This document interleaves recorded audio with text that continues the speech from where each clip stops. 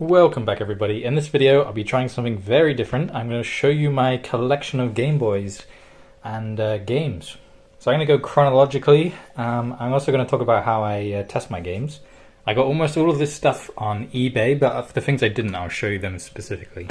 So this is the first Game Boy I got. It's obviously just a grape Game Boy. And obviously it's perfect for testing GB Studio games because obviously it can play all the games you make. This one I'm pretty happy with. It is obviously a red Game Boy Color, but it came in this really nice little carry case. You see that? It also came with a link cable, which is very nice. It also has the connection for Game Boy Advanced. I also have a Game Boy SP. I think I play this the most because obviously it has the chargeable aspect to it, so I don't have to keep getting batteries. It also has, it supports all the GP Studio games.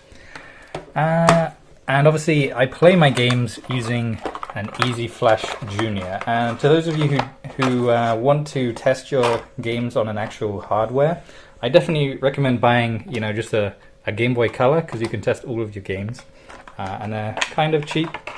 And then getting an Easy Flash Junior, and this is very simple. It has a micro SD slot in there, and all you do is just, using a memory stick thing that has the, the micro SD slot on it. You just put that into your computer, or you can put it into the, bigger SD converter. Put that into your computer, and then you just download a tiny bit of software. You just go on the website that it tells you on the box. You can easily just plug this into your Game Boy or your original Game Boy, your SP, and then you just loads it up, and it even saves the games on it, and it's perfect. You can obviously collect ROMs and put them all on there, and I think it can hold literally hundreds. And then finally, obviously, we have the original Game Boy. I think this is fake. I got this from eBay, and it's just too good. It's like really high quality. It looks like it's been freshly printed, to be honest. So I don't really trust its legitimacy, but it definitely obviously works as an original Game Boy. And that's how I've been testing, the games that run specifically on Game Boy. Just because you can see the ghosting better, obviously, because the original Game Boy has ghosting where, the pixels kind of like blur as they move, which obviously isn't great for most games, but the Game Boy Color doesn't do that, and neither does the SP. But yeah, my games, I got these free like all-in-one carts from eBay, and they're obviously very bad. The actual ports are like off-centered. One of them sounds loose.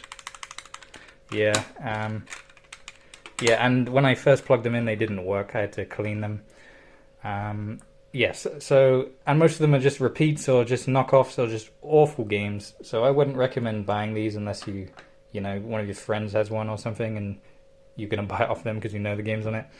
But yeah, then we have Sunsoft Grand Prix. That's actually kind of a good game, but it's not like obviously it's a racing game, but it's not really that great. We have Super Mario Land 2. 6 golden coins. That's a classic. That's an awesome game.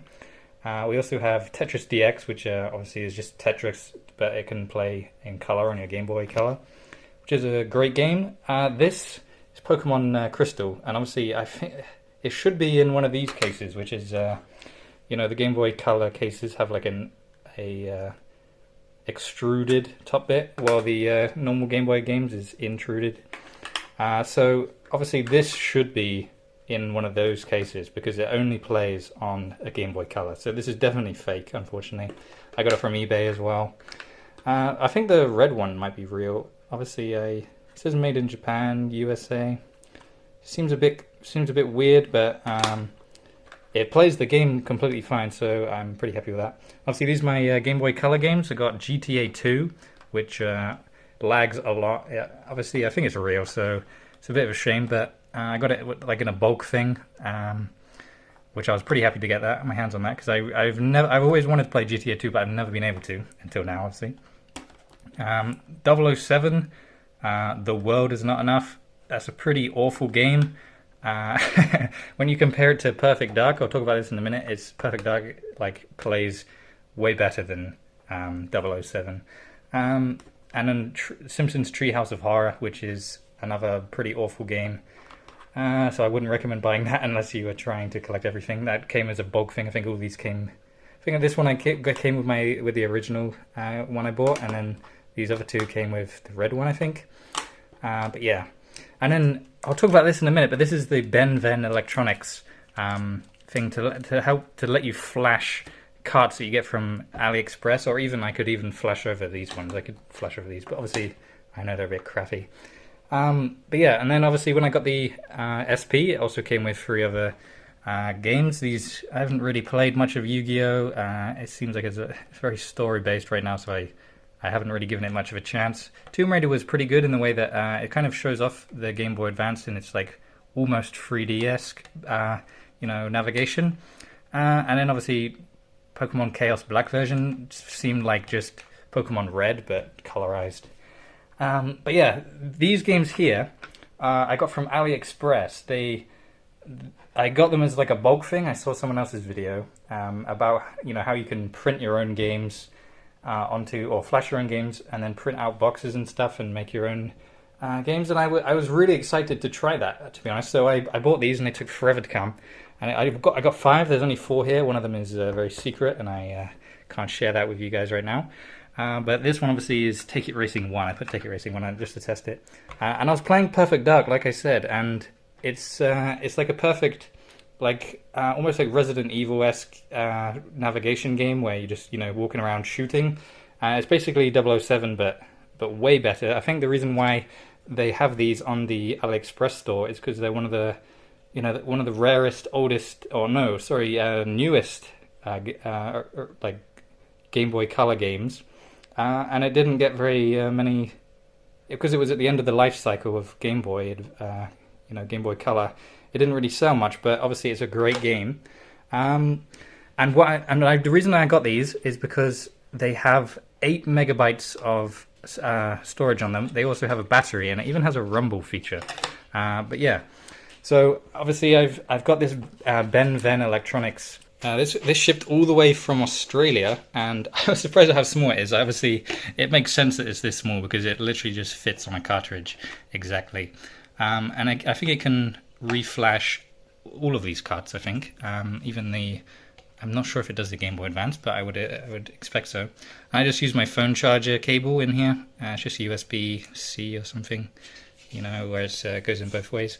And then you just plug it in. You don't have to download anything, and then it just flashes the cards, where you just drag and drop your GB Studio exported ROM onto it, and it just overwrites it, and then you press save and it's on, and then you can just play your games. So obviously that's a very simple way of doing it. This cost me the same as it would cost me to buy a